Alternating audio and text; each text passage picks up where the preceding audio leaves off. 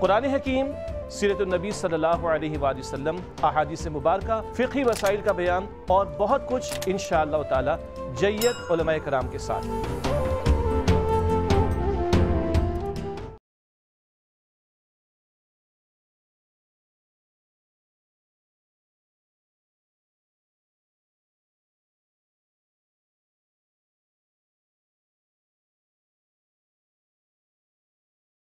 بسم اللہ الرحمن الرحیم۔ اللہ تبارک و تعالیٰ کے پاکیزہ نام سے آغاز کرتے ہیں جو بہت مہربان نہایت رحم والا ہے۔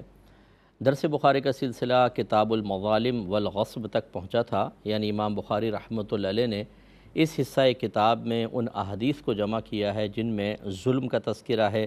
یا دوسرے کے مال کو غصب کر لینے کا ذکر کیا گیا ہے۔ غصب کا مطلب ہوتا ہے کسی کے مال پر زبردستی قبضہ کر لینا، اس کی مرضی کے بغیر اس کا مالک بن بیٹھنا، جیسے پلاٹنگ وغیرہ پر ہوتا ہے، پلاٹس پر ہوتا ہے، فلیٹس دکانوں پہ قبضہ کر لیتے ہیں، یہ سب اس میں شامل ہوگا۔ اور ظلم کی تعریف عوامی ذہنی سطح کے مطابق آپ کو سمجھائی تھی، ورنہ کتابوں میں بڑی بڑی تعریفات لکھی ہوتی ہیں لیکن وہ بعض اوقات سمجھ میں آنا دشوار ہو جاتا ہے۔ آسان سا الفاظ میں کہ اجازت شرع کے بغیر کسی بھی انسان یا جانور کو جسمانی، روحانی یا مالی تکلیف پہنچانے کا نام ظلم ہوتا ہے۔ اس کا مطلب ہے کہ اجازت شرع کے بغیر تکلیف، اس کا مطلب یہ ہوا، یعنی اس قید کا فائدہ یہ ہوا کہ اجازت شرع کے ساتھ اگر ہم کسی کے لیے باعث تکلیف بن جاتے ہیں تو اس میں کوئی گرفت نہیں ہے۔ جیسے جج فیصلہ کرتے ہیں کسی کے خلاف تو یقیناً مجرم کو تکلیف ہوتی ہے، اس کے رشتہ داروں کو تکلیف ہوتی ہے، ایسے جلاد جو ہے وہ پھانسی پہ چڑھاتا ہے یا کوڑوں کی سزا ہوتی ہے کسی جگہ مثال کے طور پر۔ اسی طرح استاد ڈانٹتا ہے، ماں باپ اپنے بچوں کو ڈانٹتے ہیں، دل آزاری ہوتی ہے، ایک مالک اپنے نوکر کو ڈانٹتا ہے، اگر معقول وجہ سے ہے، شریعت نے وہاں پر اجازت دی ہے تو یہ ہرگز ظلم میں شمار نہیں ہوگا۔ اس کا مطلب ہے کہ یہ ایک شخص کو، ہر مسلمان کو بلکہ معلوم ہونا چاہیے کہ کہاں کہاں شریعت مجھے ایسے طرز عمل کو اختیار کرنے کی اجازت دیتی ہے کہ جو دوسروں کے لیے اگرچہ باعث تکلیف ہے لیکن ہمارے لیے بالکل گرفت اس میں نہیں ہوتی ہے، اور کہاں ایسا ہے کہ شریعت اس کی اجازت نہیں دیتی، لہٰذا ہمارا باعث تکلیف بننا ہمارے لیے آخرت میں گرفت کا سبب بن سکتا ہے۔ اور انہی علوم کو نہ سیکھنے کی بنا پر ہمارے گھروں کے اندر بڑی بے دردی کے ساتھ ظلم ہو رہا ہوتا ہے بعض اوقات، لیکن ایک شخص اپنے آپ کو حق بجانب سمجھ رہا ہوتا ہے۔ کبھی یہ اولاد کی طرف سے ماں باپ پہ ظلم ہوتا ہے، کبھی ماں باپ کی طرف سے اولاد، کبھی شاگرد استادوں پہ ظلم کر رہے ہوتے ہیں، اور کبھی استاد شاگردوں پہ ظلم کرتا ہے، باس اپنے امپلائی پہ کرتا ہے، امپلائی اپنے افسر پہ کر رہا ہوتا ہے، اسی طرح حاکم رعایا پہ ظلم کر رہا ہوتا ہے، اور بعض وقت رعایا حکومت پر ظلم کر رہی ہوتی ہے۔ تو یہ نہ سیکھنے کی بنا پر ہوتا ہے۔ جو ہمارے گھروں میں جھگڑے ہوتے ہیں، ساس بہو کے جھگڑے، ساس ہر طرح کا طرز عمل اختیار کرتی ہے جو بعض اوقات ظالمانہ بھی ہوتا ہے، لیکن وہ کہتی ہے تو میں چونکہ گھر کی مالکن ہوں، بڑی ہوں، میرے لیے جائز ہے۔ اسی طرح بہو اپنے ساس کے خلاف، نندوں کے خلاف معاملات کر رہی ہوتی ہے اور ان کو شدید تکلیف پہنچ رہی ہوتی ہے، لیکن وہ اپنے قلبی لحاظ سے مطمئن ہوتی ہے کہ میں ٹھیک کر رہی ہوں۔ آپ کا ذہن جو فتویٰ دے رہا ہے وہ ضروری نہیں کہ شریعت کے مطابق ہو۔ جب تک علم دین نہیں سیکھا ہوگا اور ہمیں یہ معلوم ہی نہیں ہوگا کہ ہم کسی کے اوپر ظلم کر رہے ہیں تو پھر انسان ظلم سے کیسے بچ سکتا ہے، اور ظلم کرنے کے بعد اس پر توبہ کیسے کر سکتا ہے۔ اور یہ اتنا خطرناک معاملہ ہوتا ہے، ہم نے پچھلے پروگرامز میں یہ بھی عرض کر دیا تھا کہ اللہ تعالیٰ اپنا حق تو براہ راست معاف فرما دے گا اگر چاہے گا تو، لیکن مخلوق پر اگر ہم نے ظلم کیا ہوگا تو خود اللہ نے اپنے ذمہ کرم پر لے لیا ہے۔ کوئی اس کو زبردستی تو اللہ پہ تو مسلط کر نہیں سکتا، اللہ پہ کوئی چیز ہم تو لازم نہیں کر سکتے، لیکن اس نے خود اپنی ذات پر لازم کر لیا ہے کہ جب تک بروز قیامت مظلوم کو ظالم سے بدلہ نہ دلوا دے وہ چھوڑے گا نہیں۔ لہذا گالی بکی ہے، مارا پیٹا ہے، گھور کر دیکھا ہے، ٹونٹنگ کی ہے، مذاق اڑایا ہے، دل آزاری کا سبب بن گئے ہیں، مال دبا لیا ہے کسی کا، جسمانی تکلیف پہنچائی ہے، ان سب کا حساب و کتاب کے لیے ہم سب کو ہی تیار رہنا چاہیے، مجھے بھی ڈرنا چاہیے، آپ بھی خوف محسوس فرمائیں۔ اس تمہید کے بعد آگے چلتے ہیں، باب قائم کیا ہے باب لا یظلم المسلم المسلم ولا یسلمہ، مسلمان پر خود ظلم کرے اور نہ کسی اور کو اس پر ظلم کرنے دے۔ یعنی دونوں کا خیال کرنا ہے، نہ ہم نے ظلم کرنا ہے نہ کسی کو ظلم کرنے دینا ہے۔ حدیث نمبر ہے 2442 اور حضرت عبداللہ بن عمر رضی اللہ تعالی عنہما اس کے راوی ہیں۔ یہ کہتے ہیں کہ نبی کریم صلی اللہ علیہ وسلم نے ارشاد فرمایا، مسلمان مسلمان کا بھائی ہے، وہ نہ اس پر خود ظلم کرے اور نہ کسی اور کو اس پر ظلم کرنے دے، اور جو اپنے مسلمان بھائی کی ضرورت پوری کرنے میں مشغول رہتا ہے اللہ تعالیٰ اس کی ضرورت پوری کرنے میں رہتا ہے، اور جس نے کسی مسلمان سے کوئی مصیبت دور کی تو اللہ تعالیٰ قیامت کی مصیبتوں میں سے کوئی مصیبت دور کر دے گا، اور جس نے کسی مسلمان کا پردہ رکھا اللہ قیامت کے دن اس کا پردہ رکھے گا۔ تو یہ بہت ہی پیاری حدیث پاک ہے، معاشرے کی اصلاح کے لیے، ہماری اصلاح کے لیے، امن قائم کرنے کے لیے، معاشرے سے ایک غیر متوازن صورتحال کو ختم کرنے کے لیے، برائیاں ختم کرنے کے لیے بیسٹ حدیث پاک ہے جو ہمیں اپنانی چاہیے۔ ہم کہتے ہیں آج بڑی پریشانی ہے، کوئی کہتا ہے جادو ہے، کوئی کہتا ہے ٹونا ہے، کوئی یہ پریشانی وہ پریشانی۔ شریعت پہ نہیں چلنا، ہم نے اپنی عقل کے مطابق سارے مسائل حل کرنے، اور پھر چاہتے ہیں کہ اللہ تعالیٰ رسول کی مانے نہ مانے، وہ ہماری مانتے ہوئے اپنی رحمتوں اور نعمتوں کے دروازے ہم پر کھول دے۔ یہ ہماری میجر مسٹیک ہے۔ ہمیں سرنڈر کرنا ہوگا شریعت کے سامنے، اللہ کے سامنے، رسول کے سامنے، قرآن کے سامنے، حدیث کے سامنے۔ اپنی سوچ اور فکر بعد میں، پہلے تعلیم شرع کیا کہتی ہے وہ دیکھنا ہوگا۔ تو اللہ تعالیٰ فرماتا ہے کہ مسلمان مسلمان کا بھائی ہے، کیونکہ ہم سب آدم علیہ السلام کی اولاد ہیں۔ اس اعتبار سے ہم سب میں آدم علیہ السلام کا خون ہے، دیکھا جائے تو ہم سب ایک خاندان کے ہیں۔ پھر یہ الگ بات ہے کہ ٹکڑیوں میں ہم بعد میں بٹے کہ جیسے آدم علیہ السلام کی ایک اولاد یہ ہے کہ یہ ہے، تو ان کے جو بچے ہیں ان کے حق میں یہ ماں باپ تو یہ چاچا بن گیا، یہ اگر ماں ہے تو یہ خالہ بن گئی، اس طریقے سے پھر وہ نجی رشتے چل رہے ہیں، لیکن ہم ہیں تو ایک ہی والد کی اولاد، اور ایک والد کی جو اولاد ہوتی ہے خاندان، وہ سب آپس میں بھائی بھائی ہوتے ہیں، کزنز وغیرہ کہہ لیں آپ۔ تو یوں ہم ایک دوسرے کے دینی اور اسلامی بھائی ہیں، اور جب ہم بھائی ہیں تو جو بھائی کے ساتھ ایک باطنی لحاظ سے تقاضا ہے کہ اچھا سلوک کیا جائے، اس کی تکلیف کو محسوس کیا جائے، بوقت ضرورت اس کی مدد کی جائے، وہ پھر ہمیں اپنے مسلمان بھائی کے لیے بھی کرنی چاہیے۔ یعنی جیسے سگے بھائی کے ساتھ معاملہ ویسا ہی ہے۔ اب ہو سکتا ہے کوئی کہے کہ مفتی صاحب آج کل کے دور میں تو سگے بھائی ایک دوسرے کا گلا کاٹ رہے ہیں، تو بالکل صحیح کہہ رہے ہیں آپ۔ میں نے اسی لیے کہا کہ جو ایک واقعی باطنی تقاضا ہے، ایک شریعت کی تعلیم ہے، وہ ایک طرف، یہ وہی ہے جو ہم اپنی عقلیں استعمال کرتے ہیں کہ ہم اب خون سفید ہو گئے ہیں، 120 گز کے پلاٹ کے لیے بھائیوں کا قتل کر دے، جو اپنی بہنوں کا قتل کر دے۔ اس سے بڑا جاہل شخص کون ہوگا، آپ اندازہ کریں، کہ جو صرف 120 گز کے اس دنیا کے عارضی پلاٹ کے لیے اپنے رشتے بھلا دے اور قتل و غارت پر اتر آئے اور اپنی آخرت کی بربادی کا سامان کرے اور جنت سے محروم ہو جائے، کیونکہ حلال سمجھ کے کرے گا، اگر قتل حلال سمجھ کے کرے گا کافر ہو جائے گا، اور ہو سکتا ہے کہ ہمیشہ ہمیشہ کے لیے اللہ تعالیٰ اس کو جہنم میں ڈال دے۔ تو بہرحال یہ تو ایک الگ بحث ہے۔ یہ جو ہمارے نبی کریم ارشاد فرما رہے ہیں وہ اس اعتبار سے ہے کہ جب یہ باطنی خواہشات، اسی طریقے سے یہ دنیاوی عوارضات، دنیا کی محبتیں، مال کی محبت غالب نہ ہو،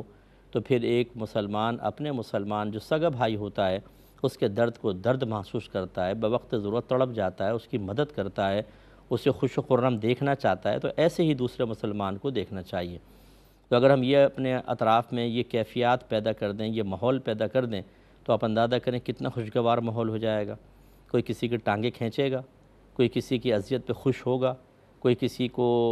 غیبت چغلیہ کر کے اس کی عزت کے زوال اور اس کی بدنامی کا کوئی سامان کرنے کی کوشش کرے گا؟ یقیناً نہیں۔ تو جیسے میں نے عرض کیا کہ اگر یہ اس حدیث پہ عمل کیا جائے تو معاشرے کی بے شمار برائیاں ہم دور کر سکتے ہیں۔ پھر فرمایا کہ وہ نہ خود اس پر ظلم کرے اور نہ کسی اور کو اس پر ظلم کرنے دے۔ تو خود ظلم نہ کرے، اس کے لیے تو تفصیل چاہیے، جیسے میں نے آپ کو سمجھایا کہ ہر مسلمان کو اتنا علم سیکھنا فرض ہوتا ہے، وہ جس بھی پوزیشن میں ہے۔ مثال کے طور پہ اگر آپ ماں باپ ہیں تو سوچیں کہ ہم اولاد پہ ظلم تو نہیں کر رہے، تو آپ کو پتہ ہونا چاہیے کہ کون کون سی چیزیں ظلم میں آئیں گی اور کون سی ظلم میں نہیں آئیں گی۔ اسی طریقے سے اگر آپ اولاد ہیں تو ماں باپ کے متعلق سوچیں، اپنے بہن بھائیوں کے متعلق سوچیں، ایک پڑوسی دوسرے پڑوسی کے بارے میں، اور اسی طرح بیوی شوہر، شوہر بیوی کے بارے میں، ساس بہو، بہو ساس کے بارے میں، دیورانیاں جٹھانیاں نندیں بھابیاں، یہ آپس میں ایک دوسرے کے بارے میں غور کریں، دوست دوست کے بارے میں کرے، رشتہ دار کے بارے میں غور کرے۔ یعنی علم سیکھے اور پھر غور کرنا پڑے گا کہ ہماری کسی حرکت سے سامنے والا ہرٹ تو نہیں ہو رہا اور وہ اجازت شرع کے ساتھ ہے یا نہیں ہے، پھر آپ ایک فیصلہ کر سکتے ہیں۔ اس سے آپ اندازہ کریں ہم لوگ کتنے خطرے میں ہوتے ہیں۔ بعض لوگ کہتے ہیں جی ہم تو کسی کے ساتھ کوئی برائی نہیں کرتے، نماز پڑھتے ہیں، روزہ رکھتے ہیں، قرآن پاک پڑھتے ہیں، ہم تو کسی کے ساتھ برائی میں نہیں ہیں، حالانکہ سینکڑوں ظلم کر رہے ہوتے ہیں، بیچاروں کو پتہ ہی نہیں ہوتا کہ ہم ظلم کے مرتکب ہو رہے ہیں۔ تو خلاصہ کلام یہ کہ علم کے بغیر آدمی راستہ آخرت عافیت کے ساتھ طے کر لے بہت مشکل ہے۔ علم کے بغیر نفس کے چنگل سے بچنا، شیطان کے واروں سے محفوظ رہنا بہت مشکل ہے۔ اللہ تعالیٰ اس کے رسول کی رضا حاصل کرنا دشوار ہے، ناممکن نہیں کہہ رہا ہوں، دشوار بہت ہے، کیونکہ علم ہی ایک روشنی ہے جو ہمیں راستہ دکھاتی ہے، اور جب روشنی نہ ہو تو اندھیرے میں ٹامک ٹوئیاں مار کے بھٹکتے ہوئے شاید کوئی منزل پہ نکل جائے، اور اکثر لوگ ہلاک ہو جاتے ہیں۔ تو ایک تو خود ظلم نہ کریں، دوسرا کسی کو ظلم نہ کرنے دیں، اس کے لیے بھی علم درکار ہے۔ سب سے پہلا علم تو یہ کہ معاملے کی تہ تک پہنچنا آپ کے لیے ضروری ہے، اتنا علم آپ کو ہونا چاہیے۔ بعض اوقات دو دوست کہتے ہیں یار ہم میں فیصلہ کرو، ہم میں جھگڑا ہو گیا، ہم منصف بن کے بیٹھ جاتے ہیں، اچھا بیان کرو۔ بھائی جب آپ میں صلاحیت ہی نہیں ہے، آپ یہ پرکھ ہی نہیں سکتے ہیں کہ شرعی لحاظ سے یہ صحیح کہہ رہا ہے یہ صحیح کہہ رہا ہے، آپ کیسے جج بن کے بیٹھ گئے اور پھر غلط فیصلہ کر دیں گے یا صلح کروا دیں گے، ایک پہ ظلم ہو رہا ہوگا، اسی کو کہیں گے تم صلح کر لو یا چھوڑو معاملہ جانے دو صلح۔ ظالم کا فائدہ ہی فائدہ ہے، مظلوم کے اوپر مصیبت آ گئی بیچارے پہ۔ آپ نے صلح کے نام پر، جھگڑا نپٹانے کے نام پر مظلوم کو مظلوم ہی رکھا۔ ایسے ہی گھر کے معذرت کے ساتھ بہت سے بڑے ہوتے ہیں جو عمر کے لحاظ سے بڑے ہو جاتے ہیں لیکن علم دین ان کے پاس نہیں ہوتا، اپنے اولادوں کے جھگڑے، رشتہ داروں کے جھگڑے وہ نپٹارے ہوتے ہیں، اور انتہائی غلط فیصلے ظلم پر مشتمل بعض اوقات پوری پوری زندگی برباد کر دیتے ہیں۔ ایسی یہ پنچاتیں لگتی ہیں یا جرگے لگتے ہیں، جرگے میں اگر کوئی صاحب علم ہے، پنچات میں کوئی صاحب علم ہے، میں اس کی بات نہیں کر رہا ہوں، میں ان لوگوں کی بات کر رہا ہوں جن کو دین کی ABC نہ آتی ہو، اور وہ کہیں کہ جی ہم فیصلہ کریں گے، چلیں پنچایت بٹھا دی، گاؤں کا بڑا آدمی بیٹھ گیا، وہ پتہ نہیں کیا کہلاتا ہے، اور وہ اپنے اپنے مسئلے بیان کر رہے ہیں اور وہ ظالمانہ فیصلہ کر رہے ہیں، ظالمانہ گھر کی عورتوں کے اوپر بعض اوقات فیصلہ کر دیتے ہیں، بھئی تم نے کیا ہے اپنی بیٹی ان کے حوالے کر دو۔ یار کتنا بڑا ظلم ہے کہ اگر ایک شخص نے ان کے خاندان نے غلط بھی کیا ہے، اس کی سزا بیٹی کیوں بھگتے گی یہ بتائیں؟ اتنا بڑا ظلم، اپنی بیٹی ان کے حوالے کرو۔ اب وہ شادی کریں کیسے؟ وہ شادی بھی ایسے سے کرتے ہیں کہ اگر اللہ تعالیٰ رحم فرمائے، بے جوڑ شادیاں، زبردستی کی شادیاں، اب وہ بچی ساری زندگی گھٹتی رہے، جلتی رہے، ظلم ہوتا رہے، یہ فیصلہ کیا آپ نے۔ تو یہ سب ایسے لوگ ہم پر ناراض نہ ہوں، ہمارا کام ہے شریعت آپ تک پہنچانا، آپ سب ڈے آف ججمنٹ کے لیے تیار رہیں۔ جتنے یہ مکھیا وکھیا ہیں سب کو بٹھایا جائے گا، کہا جائے گا یہ تم نے غلط فیصلے کیے تھے، کسی کی زندگی برباد کی تھی، اس نے سسک کر، جل کر، کڑ کر، ایک ایک قدم پہ صدمے اٹھا کر ذلت والی زندگی گزاری تھی، اس کا حساب اب دو۔ کیسے حساب دیں گے؟ انہوں تو 50 غلط فیصلے کر دیے ہوں گے، تو کیسے حساب دیں گے؟ اس لیے میری گزارش ہے، پہلی بات تو یہ کہ ظلم سے کسی کو روکنے کے لیے سب سے پہلے تو دیکھیں کہ وہ واقعی ظالم ہے کہ نہیں ہے، کہ آپ اسی کو الٹا خامخواہ مظلوم کو ظالم قرار دے کے اس کو ظلم سے روک رہے ہیں، تو بیچارے کو دفاع سے گویا کہ آپ نے روک دیا۔ پہلی بات تو یہ ہے۔ دوسری بات یہ کہ اگر آپ نے پہچان لیا کہ یہ غلط کر رہا ہے، ظلم کر رہا ہے، تو اب روکنے کی صورت کیا ہے؟ روکنے کی یہی صورت ہے کہ آپ اس کو سمجھائیں، پیار سے، محبت سے، مار کے نہیں، ڈانٹ کے نہیں، یہ ریاست کا کام ہوتا ہے سزا جاری کرنا۔ آپ اسے بتائیں کہ یہ آپ غلط کر رہے ہیں اور اس کا وبال آپ پر آخرت میں یہ ہو سکتا ہے۔ اور بعض اوقات تو مظلوم کی آہیں بددعائیں انسان کو دنیا میں ہی ذلیل و خوار کر دیتے ہیں، تو خوف پیدا کریں۔ اگر آپ میں طاقت ہے، وہی جیسے مسلم کی حدیث کہ طاقت سے برائی کو بدل سکتے ہو تو طاقت سے بدلو۔ جیسے آپ علاقے کے با اثر فرد ہیں، اب آپ نے کسی نے بتایا جی فلاں مجھ پہ ظلم کر رہا ہے، تو اب اس کی مدد کیا ہے کہ آپ کہیں کہ اب ظلم کیا تو میں تمہیں نہیں چھوڑوں گا، وہ ڈر گیا، رک گیا، یا آپ نے طاقت سے ظلم کو روک لیا۔ اور اگر طاقت نہیں ہے تو پھر وہی زبان ہے، پیار محبت سے سمجھائیں، نصیحت کریں، ڈرائیں، دھمکائیں اس کو، یعنی آخرت کے بارے میں بتائیں۔ اگر آپ کوئی مفتی ہیں جیسے ہم لوگ فتویٰ دیتے ہیں تو ساتھ میں ناصحانہ کلام بھی کر دیتے ہیں، کوئی حدیث، کوئی وعید ڈال دیتے ہیں کہ آپ یہ ظلم کر رہے ہیں اور آخرت میں آپ کے ساتھ یہ ہو سکتا ہے۔ اب ٹھیک ہے وہ مانتا ہے، بہت اچھی بات ہے، اور یہ دونوں چیزیں نہ ہوں تو کم از کم دل میں برا جانے کہ یہ غلط کر رہا ہے۔ اس میں پہلے بھی میں نے آپ کو سمجھایا تھا کہ یہ پہلو بھی نظر انداز نہ کریں کہ ظالم کو روکنے کے معاملے میں خود اپنے آپ کو نقصان میں مبتلا کر دیں۔ یہ بھی صحیح نہیں ہوتا۔ وَلَا تُلْقُوا بِأَيْدِيكُمْ إِلَى التَّهْلُكَةِ، اگر آپ سمجھتے ہیں کہ ظالم لوگ بہت ہی طاقتور ہیں اور آپ روکنے کے معاملے میں ان کے بیچ میں آئیں گے ظالم مظلوم کے، تو خود آپ بھی پس جائیں گے، تو ایسی صورت میں پھر مظلوم کو روکنا آپ پر لازم، ظالم کو روکنا آپ پر لازم نہیں ہے، بلکہ پھر آپ خاموشی اختیار کر کے دل میں برا جان لیں۔ ہاں اگر آپ ہمت رکھتے ہیں کہ چاہے نقصان کریں، مجھے ماریں، میں تو آواز اٹھاؤں گا، پھر آپ مجاہد ہیں، بہت اچھی بات ہے، اس کو خودکشی تو نہیں کہا جائے گا، لیکن بہرحال یہ ضرور ہے کہ آج کل کے دور میں بعض اوقات ہم جوش میں کوئی کام کر جاتے ہیں، پھر ہمارا تو کام ہو جاتا ہے، پیچھے پوری فیملی ڈسٹرب ہو جاتی ہے، بیوی بچے بیچارے بے سہارا ہو جاتے ہیں، ان کا بھی سوچنا چاہیے۔ اس کا انکار نہیں ہے کہ اپنے ایک آپ بھائی کی مدد کر رہے ہیں، بہت اچھی بات ہے، لیکن اپنے گھر والوں کو بے یار و مددگار چھوڑ دینا اور ان کو خود ان ظالموں کے حوالے کر دینا، یہ بھی کوئی سمجھداری کا کام تو نہیں ہے۔ اس لیے بہت سوچ سمجھ کر، جذبات کے تحت یا جذبات میں مبتلا ہو کر بڑے فیصلے کرنے والا اکثر ٹھوکر کھاتا ہے۔ ٹھنڈے دماغ سے سوچیں، کسی اچھے مشیر سے مشورہ کریں، اس کے بعد کوئی عملی قدم اٹھائیں۔ اور فرمایا کہ جو اپنے بھائی کی ضرورت پوری کرنے میں مشغول رہتا ہے، اللہ تعالیٰ اس کی ضرورت پوری کرنے میں رہتا ہے۔ یعنی مراد یہ کہ جب آپ کسی مسلمان بھائی کا کوئی کام کرتے ہیں، کوئی سفارش آپ نے کر دی، وہ کیس میں پھنسا ہوا ہے، آپ نے اس میں اس کی مدد کر دی، وہ کوئی وزن اٹھا رہا ہے، آپ اس کا وزن اٹھا کے کہیں پہنچا دیتے ہیں، بعض بے سہارا ہوتے ہیں، ان کا سودا وغیرہ بازار سے لا دیا آپ نے، یعنی اس طرح اگر کوئی آپ کسی مسلمان بھائی کی ضرورت پوری کرنے کی ذمہ داری لیتے ہیں تو اللہ تبارک و تعالیٰ آپ کی غیب سے مدد فرماتا ہے۔ اس لیے ہم بعض اوقات کہتے ہیں کیوں کسی کی مصیبت سر لیں، یعنی ایسی کوئی مشقت کہ جو اتنی بڑی بھی نہیں ہوتی ہے، لیکن ہم مستقل ذمہ داری سے گھبراتے ہیں کہ یار کون کرے، بار بار ایک آدھ دفعہ کر لیا ٹھیک ہے، آپ مسلسل ذمہ داری لیں، یہ بھی شریعت مجبور نہیں کرتی، لیکن اگر آپ کے پاس ٹائم ہے، جیسے آپ آتے روزانہ روڈ سے آتے ہیں، اب کسی نے کوئی سودا منگانا ہوتا ہے، روزانہ آتے ہوئے لا کر ان کو اگر گزرتے محلے میں دے دیں تو میرے خیال میں کوئی بڑی بات نہیں ہے۔ کبھی اگر آپ نہ آ رہے ہوں، کبھی ناغہ ہو، کبھی گھر میں ہو تو فون کر دیں، آج میں ادھر سے نہیں آ رہا ہوں، میں نہیں لا سکوں گا، لیکن اگر آپ مستقل مدد کرتے ہیں تو یاد رکھیں یہ آپ حقیقتاً اس پر احسان نہیں کر رہے، اپنے اوپر احسان کر رہے ہیں، کیونکہ